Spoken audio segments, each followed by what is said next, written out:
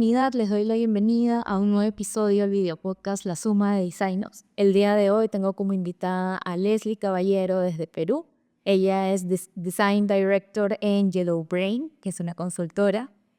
Con Leslie nos hemos ido cruzando en varios momentos de nuestras carreras en este mundo de diseño y bueno, hoy viene a contarnos un tema muy interesante que es cómo ha podido aplicar principios de DesignOps en entornos diversos, en los diferentes proyectos en los que ella está involucrada desde la consultoría, lo cual ha permitido alinear a equipos hacia objetivos comunes en proyectos donde converge tanto diseño, desarrollo y negocio. Así que creo que va a estar como súper completo el episodio con una mirada pues, estratégica, así que muy emocionada de escuchar lo que nos vienes a contar hoy día, Leslie. Bienvenida. Antes de empezar, cuéntanos un poquito sobre ti. Soy Leslie Caballero, yo he sido diseñadora UX bastantes años, ejerzo todavía el diseño ya desde otro rol y bueno, tengo más de 10 años de experiencia ya en el mundo del diseño e innovación, con mucho tiempo en banca y ahora ya los últimos años en consultoría. Genial, bueno, bienvenida Leslie, gracias por tu tiempo, por estar hoy día con nosotros, y creo que como decía Ali, el tema que nos vas a venir a contar va a ser de mucha utilidad para quienes nos escuchan, para la comunidad, así que nada, vamos ahí de lleno al episodio, comencemos. Cuéntanos creo que un poquito más, primero sobre Yellow Brain y la diversidad de industrias a la que atienden, porque tal vez en Perú lo conocen más, sé que tienen clientes en otros países, pero bueno, ahí cuéntanos un poco de contexto sobre el entorno del trabajo que tienes tú ahorita. Bueno, en Yellow Brain somos una consultora de diseño e innovación. Nos dedicamos a transformar experiencias y potenciar el crecimiento de las empresas en diversas industrias. Hemos, bueno, colaborado con sectores como la construcción muy fuerte en construcción, agroindustria, educación, retail, bueno, y otros más. Pero creo que lo importante es que sobre todo tratamos de implementar estrategias centradas en el usuario, en el cliente interno o externo, que generen valor tangible y sostenible, ¿no? Nos adaptamos realmente a las particularidades y esto tiene que ver con el Design Ops, porque nos adaptamos en la forma de trabajo a las particularidades, los desafíos del sector y de la propia organización, ¿no? Que es bien variable. Claro, sí, sí, me imagino. Ahí creo que hoy en el episodio, a lo largo como de los ejemplos o los temas que íbamos a ir tocando, vamos a hablar sobre algunos de los casos ya más puntuales de algunos clientes o, bueno, y lo que se pueda contar de eso, porque me imagino hay muchas cosas que no se pueden contar, lo cual es lógico y entendible. Pero bueno, cuéntanos tal vez un poco más sobre esos retos a los que se suelen enfrentar, cómo los han ido resolviendo y bueno, como te digo, si es que se puede simplificar en la medida de lo posible para entender y tangibilizar más, ¿no? Sí, creo que uno de los desafíos más significativos que hemos enfrentado ha sido con una agroexportadora que buscaba optimizar sus procesos internos y mejorar la experiencia de sus colaboradores, ¿no? Y ahí la complejidad con este cliente reside en que teníamos que mapear cómo venían trabajando en sus procesos actualmente y rediseñar los flujos de experiencia en un entorno que en realidad es bien incierto porque depende, por ejemplo, bueno, es el sector agrícola, ¿no? Entonces hay factores externos como el clima o una nueva regulación que pueden alterar las operaciones, por lo tanto, se tiene que tomar decisiones que son en ese momento, ¿no? Entonces ahí ha sido vital porque aplicamos algunos principios del Design Ops para abordar el proyecto, desde el abordaje incluso del propio proyecto, ¿no? También porque ellos no cuentan con un equipo de diseño, cuentan con un equipo de transformación, pero no de diseño. Entonces, de hecho, nosotros somos como su equipo de diseño externo, pero nos integramos a ellos con metodologías del Design Ops porque definimos roles y responsabilidades que vamos a tener en cada iniciativa, porque finalmente nosotros como de alguna manera entramos al proyecto, diseñamos una estrategia, la ejecutamos, pero ellos son quienes están en el día a día y son los que nos dan realmente el insumo que a nosotros nos va a permitir primero tener un conocimiento profundo de la operación, de sus procesos actuales e incluso también con los stakeholders para la toma de decisiones, ¿no? Entonces ya cuando vamos incluso avanzando al diseño 2B y a la implementación de la solución, también definimos ya ellos cómo van a manejar, cómo va a ser su estructura organizativa en este nuevo diseño 2B Y ahí la documentación es vital, ¿no? O sea, tener todo documentado, los playbooks, ¿no? Que es algo que nosotros trabajamos mucho, donde ellos pueden encontrar el paso a paso, incluso ya por lo que vemos y cuando se hace el mapeo inicial, hay algunas cosas que si bien es cierto, o sea, es un entorno cambiante, pero tomamos el historial de lo que ha pasado para un poco decir, bueno, si te pasa esto, puedes hacer esto, ¿no?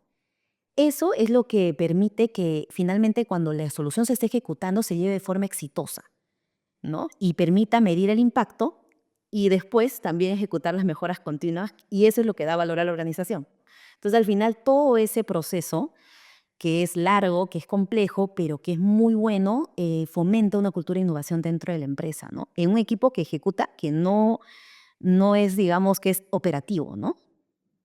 Sí, de hecho creo que es un muy buen ejemplo de cómo se puede aplicar diseño y como tú dices también principios de diseños ante una realidad donde ni siquiera tienen diseñadores o un equipo de diseño formal, pero que es totalmente útil y valioso implementar y en una industria bien diferente, ¿no? Porque es, o sea, yo escucho un agroexportador y lo siento como súper duro, súper tradicional, que son personas que tienen como muchos años trabajando en ese tipo de industria, a diferencia de una banca, una retail, que como que siento que se mueven como más rápido, no sé, bueno, son tal vez como prejuicios, pero me imagino también tú una vez adentro del proyecto te das cuenta y te sorprendes de tal vez personalidades o cosas que no pensabas que ibas a encontrar, ¿no? Entonces, ahí no sé si también hay una gestión bueno, de los stakeholders, de los clientes que estás atendiendo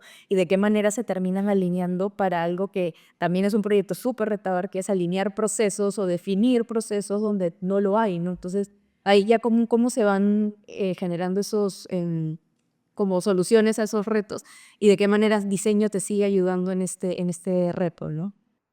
Creo que ahí lo importante es mantener desde el inicio una forma estructurada de llevar todas las iniciativas, ¿no? Y aperturar estos espacios que si bien es cierto, mira, al inicio no existían, entonces fue mucho empujar porque también hay un tema cultural. Cuando nos enfrentamos a todo esto hay que empujar mucho tal vez, pero después ya la dinámica se llega a entender y se llega a internalizar. Entonces ya es mucho más sencillo, pero al inicio sí, es todo un reto y además porque el calendario en este sector se mueve de acuerdo a la temporada de campaña o la cosecha. Y esa temporada se podría adelantar o se podría retrasar y literalmente toda la organización se paraliza. Entonces, podría pasar que nosotros estamos avanzando un proyecto y se adelanta, ¿no? Porque la fruta es así. Y entonces tenemos que tener la flexibilidad de poder también entender de que en esa temporada tal vez algunos stakeholders no nos van a dar toda la atención. Y ahí tenemos que usar algunos mecanismos para priorizar también qué necesitamos, qué espacios necesitamos, qué necesitamos de ellos también para poder avanzar. Es decir, no vamos a avanzar como si estaríamos en una temporada, digamos, donde no hay esta premura, pero sí seguir avanzando, ¿no? Paso a paso. Entonces, creo que ahí es vital al inicio empezar a abrir estos espacios y darle visibilidad a los stakeholders para que ellos sean los principales embajadores y nos ayuden a empujar el carrito. Es súper necesario como tú dices, en contextos que son bien complejos de gestionar, así que al final a uno le toca es ser muy flexible ante estas circunstancias que no puedes controlar, porque como tú dijiste al inicio, esta industria eh, como se puede ver afectada por muchos temas externos que para nada puedes controlar y que me imagino en algún momento dentro de su mapeo de riesgos lo deben tener como muy presente, ¿no? Y ya hablando, digamos, de herramientas de diseño, ¿de qué manera, ya como, o incluso ejemplificando herramientas de diseño, han permitido alinear y encaminar estos proyectos que ustedes atienden? Mira, como herramientas como tal, bueno, hay varias, pero básicamente los sistemas de diseño, ya hablando, digamos, de productos, es vital y la documentación de los procesos de diseño, ¿no? Y ahí, y justo porque, bueno, nosotros, como te decía cuando presentaba la consultora, nos amoldamos a las particularidades del sector, como en este caso el sector agrícola, o a las particularidades de la organización. Nos ha tocado trabajar con equipos con, bueno, ausencia de equipo de diseño, nosotros hemos sido el equipo de diseño externo, nos ha tocado trabajar con equipos de diseño bien pequeñitos, donde nosotros un poco acompañamos y ayudamos a poder avanzar en los proyectos que tenía esta área.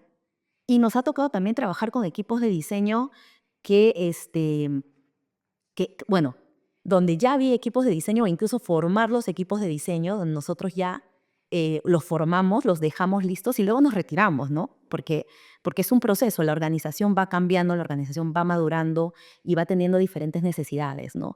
Y en ese sentido, toda la documentación que se hace, que al final es de la organización, ha sido vital para que no se pierda la constancia, para que no se pierda el conocimiento, ¿no? Porque al final sucede, esto suele pasar que normalmente los proyectos a veces van avanzando, se paran, luego se retoman y ya hay un conocimiento externo. Imagínate que lo hay hecho, bueno, nosotros que ya no estamos en la organización, si no habría esa documentación, eso se pierde. Toda esa inversión que hizo la organización se va.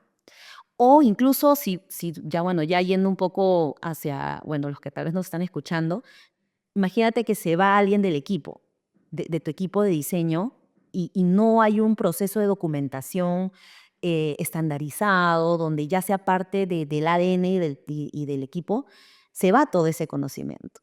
Y es duro porque al final puede sonar un poco extraño, pero eso es una inversión que ha hecho la empresa, solamente que está en la cabeza de cada persona. Entonces, de alguna manera hay que ponerlo tangible. Entonces, ahí es vital, aparte de la documentación, vital porque todo esto es fundamental, porque nos sirve como puentes entre equipos multidisciplinarios, ¿no? Por ejemplo, tuvimos un proyecto en una empresa cementera donde diseñamos una plataforma digital robusta que integró las necesidades de múltiples tipos de clientes dentro de la cadena, ¿no? Distribuidores y clientes finales.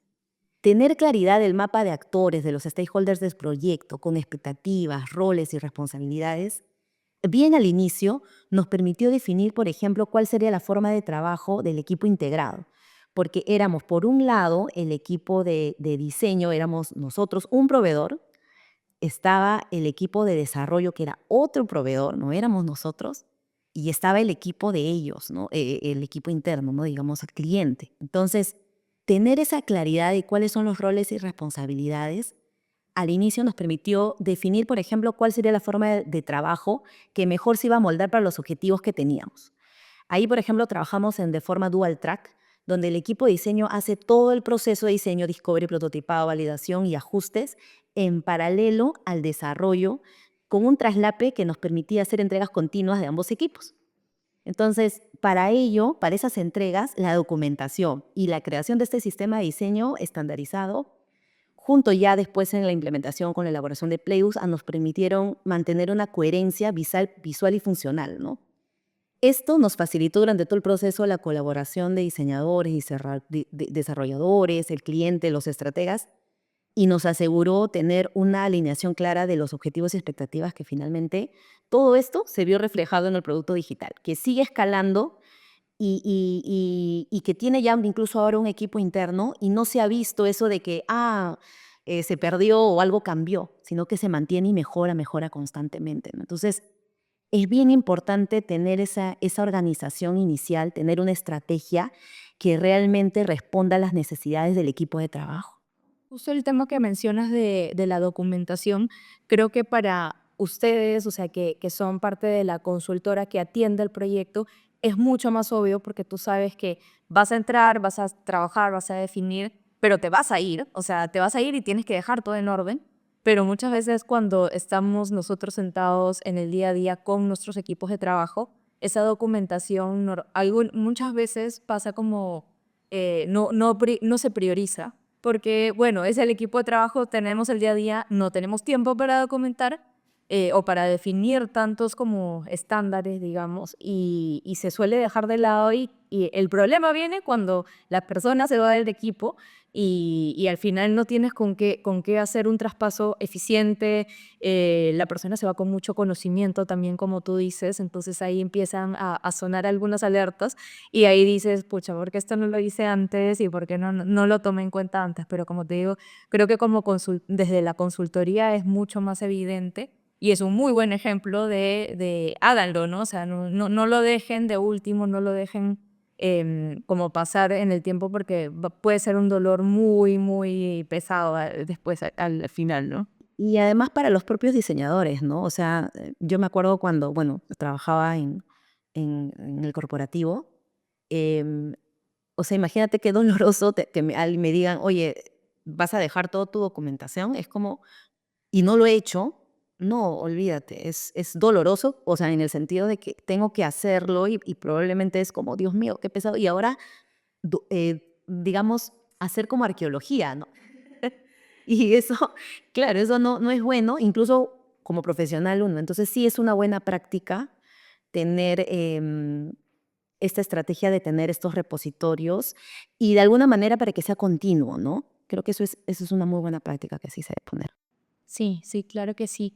Y hay por otro lado, como líderes, bueno, sabemos que tenemos el tema que es súper clave, el trabajo interno del equipo, ya una vez más, desde la parte de consultoría, ustedes, como decías, atienden tanto al cliente interno como al cliente externo. Entonces ya hablando sobre el cliente interno, inclusive súper, súper interno, que es el equipo de diseño, ¿con qué escenarios se han encontrado ustedes donde hayan tenido que resolver las formas de trabajo de ellos, em, su proceso, el tema incluso de los entregables de diseño?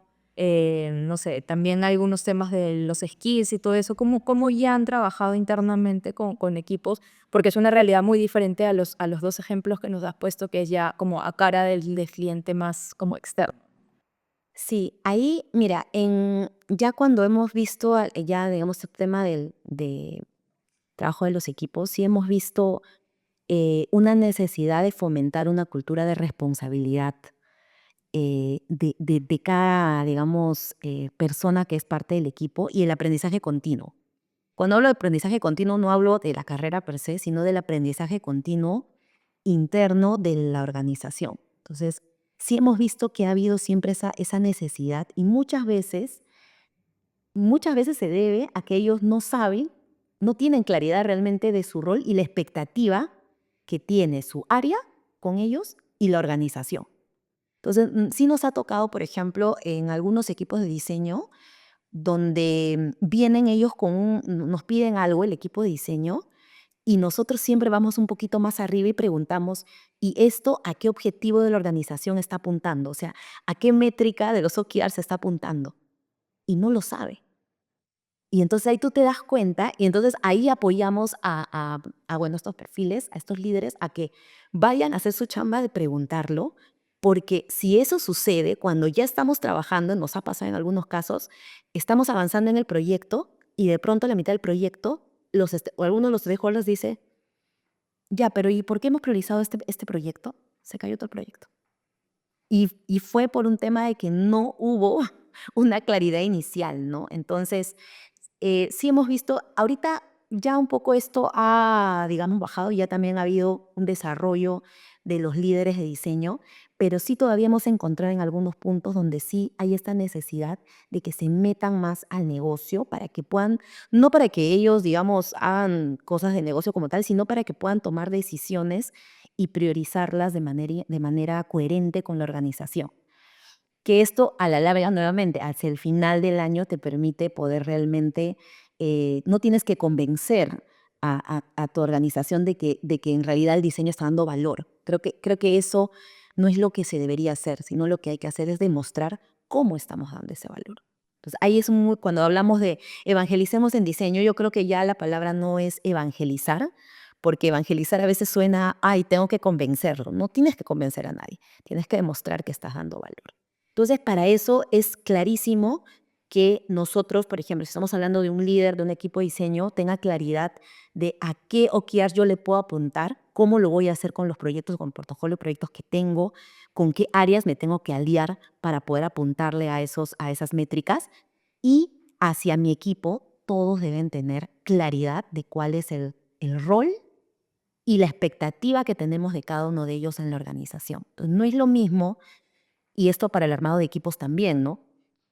Un proyecto que está iniciando no requiere el mismo equipo, ni los mismos skills, ni los mismos perfiles de un proyecto que ya pasó unas 2 iteraciones.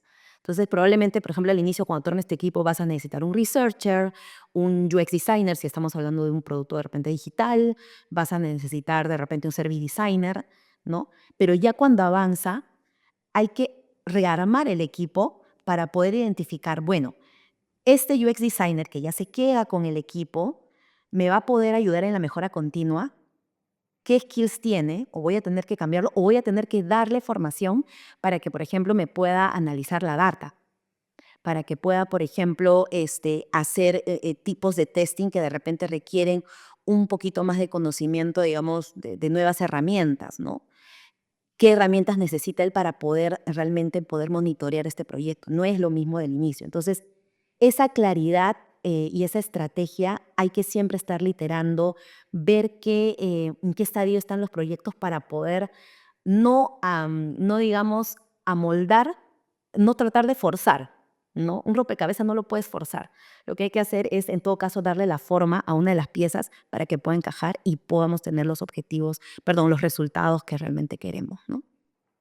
Sí, y qué importante, o sea, creo que ahí es el tema del aprendizaje continuo que tú mencionas y de esa flexibilidad que tiene que tener el diseñador para adaptarse en esos cambios que va teniendo el propio equipo de diseño, porque lo que acabas de mencionar no es que yo cuando voy a iniciar mi equipo de diseño, contrato a X diseñadores y no sé, 6 meses después, como estoy en una situación, en un momento diferente del equipo o un año después, voy a reemplazar a esos diseñadores porque necesito skills diferentes.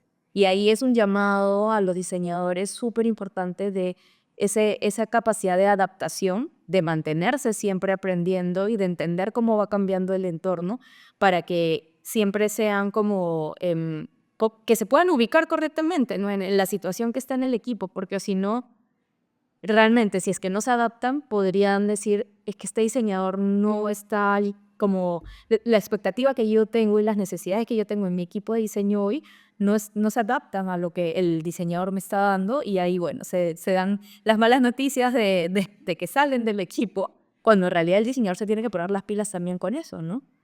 Sí, sí, sí. Y también un poco ir viendo cuál es, o sea, uno en qué estadio está tu proyecto. No suele pasar, por ejemplo, mucho en muchas células o muchos chapters donde se le asigna un diseñador a un producto específico, ¿no? Esto pasa mucho en banca, en seguros, en organizaciones grandes.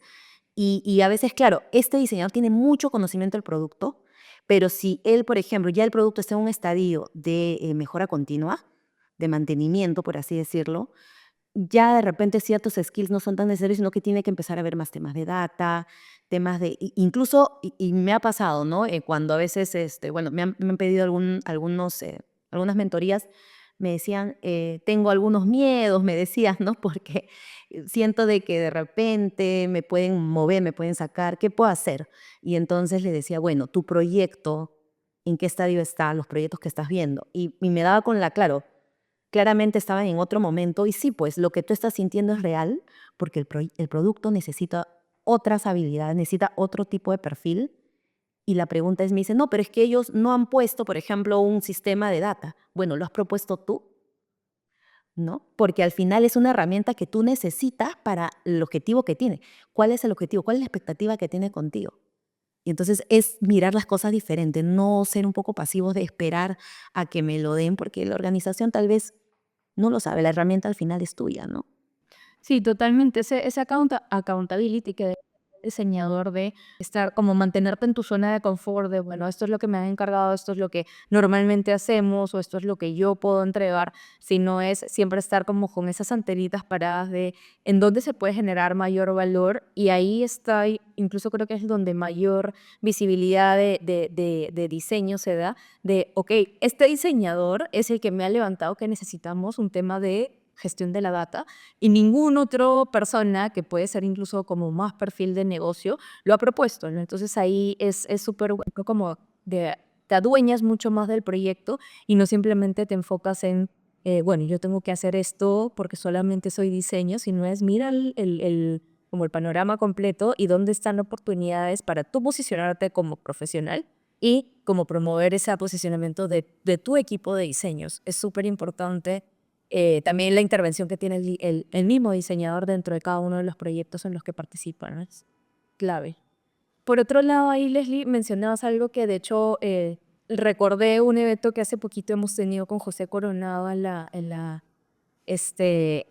comunidad, que es este tema de cómo difundimos o cómo visibilizamos el valor del diseño. Y él también mencionaba este tema de ya ahorita no estamos en el momento de simplemente decir, como repetir, bueno, diseñas esto, diseñas el otro, este es el valor que generamos, sino es también cómo los diseñadores empiezan a hablar más en términos de negocio y nos adaptamos a esos términos, porque la única forma de yo visibilizar el valor que estoy generando es realmente cuál es el impacto que yo te genero en los indicadores de negocio, porque si no el stakeholder te va a seguir escuchando como, "Ay, bueno, este chico, este diseñador me sigue hablando de lo mismo", cuando en realidad si es que ya yo le hablo con sus términos y de cómo yo diseño, estoy moviéndole la aguja de algunos indicadores de negocio, va a ser la única forma en que me escuchen, me crean, confíen en mi proceso y lo traigo como algo súper rico en esta triangulación de alguna manera como de la relación que tenemos negocio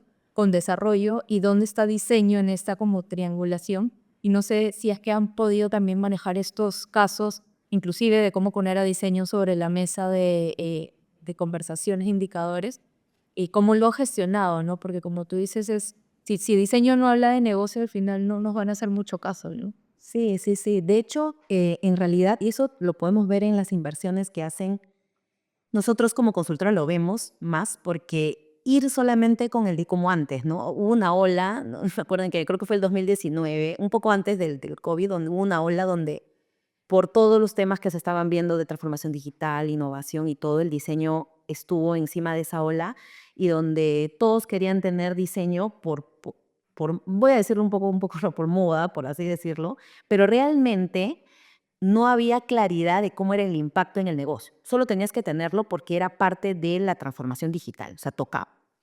Pero ya ahorita no estamos en ese estadio y eso es algo que tenemos que entender. O sea, ya diseño nadie lo va a comprar solo porque porque tengo que tener un diseñador. No.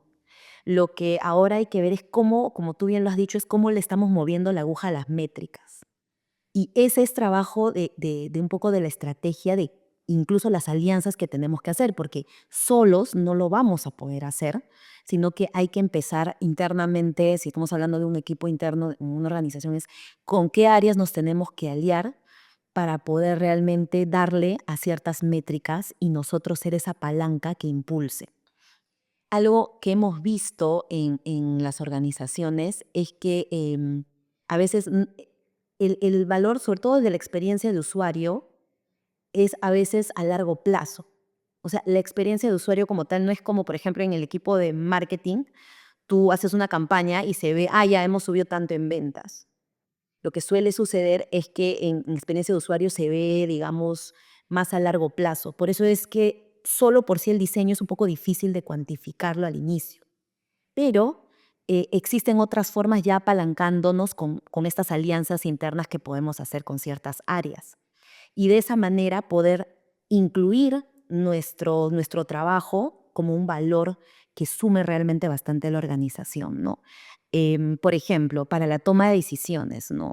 Desde cosas muy chiquitas donde, por ejemplo, en una cadena de restaurantes, poder ayudar en el análisis, ¿no? Cosas muy sencillas como dónde voy a abrir una nueva sucursal. A veces los de negocio toman decisiones donde tienen ellos la data, eso sí lo tienen, pero la data sola no te dice el por qué. Y ahí nosotros deberíamos estar, nosotros proponer, nosotros dar ese por qué que está detrás para que se puedan tomar decisiones que ayuden a tomar, a que hayan impactos positivos, ¿no? Y que esto nos pueda permitir, por ejemplo, no me va muy bien, voy a dar un ejemplo de una cadena, por ejemplo, de que tuvimos un caso, una cadena de centros de belleza, donde decía, me va muy bien en Miraflores, voy a abrir en Miraflores, ¿no? El restaurante. Efectivamente, nosotros acompañamos y empezamos a hacer una pequeña investigación e identificamos que estas personas había mucha gente que digamos, se atendía ahí en Miraflores, en realidad venía de otros distritos. Y descubrimos que venían, por ejemplo, del Cono Norte, pero trabajaban cerca a este lugar y era tan bueno este centro de belleza que la gente, o sea, se tomaba el trabajo de ir hasta este sitio tomando de repente su taxi o aprovechando algunos saliendo del trabajo, por eso se le llenaban unas puntas, pero a veces la data solo como si me va muy bien acá, abramos otra sede, no. ¿Por qué es un impacto positivo al negocio? Al final sí se abrió otra sede, pero en otro lugar donde incluso el costo del local, o sea, el costo de implementación del local es mucho menor. ¿Qué hubiera pasado si no se sabía esa información detrás que le atrajo el equipo de diseño, ¿no? Entonces, eso es algo que hay que tener muy en cuenta. Normalmente los equipos en los cuales nos podemos aliar suele ser el equipo de TI, que eso ya es de siempre, pero también podemos aliarnos con el equipo de data, incluso, por ejemplo, ya acá hablando en banca, alinearnos con el equipo de seguridad, ¿no? Para de esa manera el equipo que ve el temas de seguridad o de ciberseguridad. ¿Por qué? Porque nosotros finalmente hacemos la parte del diseño de la experiencia y como ellos ven la parte de seguridad es cómo hacemos que esto sea seguro, sí, pero que no sea una tortura también para el usuario, ¿no? Entonces, hay algunos factores que nosotros podemos mover las agujas y que nos va realmente a ayudar como equipo a visibilizarnos mejor y no estar simplemente diciendo, oye, o sea, dame presupuesto, que mi equipo tiene que crecer solo porque soy diseño y porque sí te voy a dar un impacto, pero ¿qué impacto, no? ¿Cuánto? Sí, de acuerdo. No, o sea, está súper bueno como todo lo que hemos conversado hoy día, Leslie, en el episodio. Me parece que les puede dar un buenos inputs o referencias a quienes nos escuchan de cuestionarse ellos mismos de cómo están tratando su proceso, de cómo están gestionando relaciones, de cómo están utilizando ciertas herramientas. No sé si ahí ya como para ir cerrando el episodio, sugieres de qué manera pueden ellos adoptar o conocer herramientas o incluso mindsets diferentes como la incorporación de design ops dentro de su proceso y en sus formas de trabajo, ¿no? O sea, de qué manera ya tú recomiendas que ellos puedan empezar a tomar en cuenta esta diversidad de opciones para gestionar estos ambientes diversos y retadores, ¿no?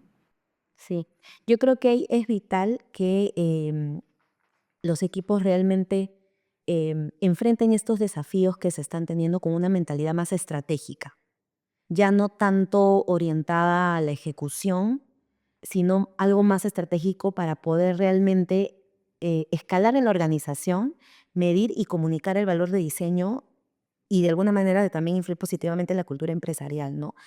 ¿Cómo lo pueden hacer de alguna manera? Es empezar a incluir estos espacios o de visibilidad o de transparencia, de feedback constante, ¿no? Sobre todo en cada proyecto poder tener una estandarización de cuáles van a ser esos espacios, tener estatus diferenciados. No es lo mismo tener un estatus para el equipo interno, por ejemplo, el equipo que ejecuta el proyecto, como tener un estatus para los stakeholders. O sea, mi audiencia, ¿qué quiere escuchar? O sea, realmente voy a ir a una reunión y hablarle por ejemplo, si estamos hablando de un perfil de UI, de hablarle bien de qué colores estoy utilizando. No, no, de repente es cómo este componente me está ayudando a ser más eficiente de repente en el proceso, cómo esto ha movido la aguja de alguna métrica de negocio, ¿no? Entonces, ¿qué es lo que mi audiencia quiere escuchar? Abrir esos espacios, hacerlos efectivos, hacerlos también oportunos, ¿no? Que estén en el momento adecuado para que de esa manera cambie el mindset y pueda realmente escalar el diseño en la organización. Gracias, Leslie, por, como te digo, por todo lo que has comentado. Creo que servirá un montón. Igual antes de terminar la conversación, te hago la pregunta común en todos los episodios, que ya es más enfocada a esos design ops que nos escuchan. ¿Qué skill, conocimiento, actitud recomiendas que deban tomar en cuenta los design ops para afrontar los retos que hoy en día has visto que tienen los equipos de diseño? Yo creo que el skill es simplemente mantenerse actualizado y no cerrarse solamente a temas de diseño, sino empezar a abrirse un poco a otros temas, ¿no? O sea, por ejemplo, bueno, el que ya de hecho creo que la comunidad lo está haciendo, la inteligencia artificial y experimentarlo. O sea, leerlo, sí, aprovecharlo, aprenderlo, pero ponerlo en práctica, porque lo que no se pone en práctica realmente no se llega a aprender. y no se llega a mejorar, no se llega a interiorizar. Entonces, creo que eso es vital, no cerrarnos en temas solo de diseño, sino abrirnos. Algo que siempre digo también es, por favor, aprendan Excel, aprendan hojas de cálculo. Todos los caminos te van a llevar, incluso a los diseñadores, los que no sean de diseño, pues apréndanlo. Y aprendan mucho de data, léanse libros de negocio. Yo creo que eso va a ayudar mucho a que puedan desarrollarse y estar como peces en el agua en cualquier organización. Sí, si estudiaste diseño porque pensaste que te ibas a librar de los números y no es así. Es un skill que tienen que saber incorporar dentro de como de su mochila de conocimiento, porque si no va a ser muy limitado en la línea de crecimiento que puedas tener dentro de una organización y un equipo. Entonces sí, lo tomo totalmente. Incluso hace poco encontré un meme que justamente decía, sea la carrera que estudies, siempre vas a terminar usando Excel. Entonces, entiéndanlo, lo tienen que aprender. Va a haber, obviamente, en los equipos multidisciplinarios en los que participan, hay gente especializada en eso, en data, en análisis y todo. No se espera que tengas ese nivel de conocimiento, pero sí tienes que saberlo para defenderte, para tener esas conversaciones con esos perfiles, para saber qué vas a pedir, qué vas a analizar. Entonces, bueno, me lo llevo totalmente como algo que cada vez está siendo más obvio, y que creo que los diseñadores siempre están como muy, como no queriendo, pero no les queda de otra. No queda de Así otra. que sí, gracias Leslie por haberte dado el tiempo de visitarnos por aquí en el episodio, y bueno, por todo lo que has compartido el día de hoy con la comunidad. No, al contrario, muchas gracias. Muchas gracias a todos ustedes. Sí, gracias a los que nos han escuchado hasta esta parte del episodio y ya nos vemos en un par de semanas. Adiós.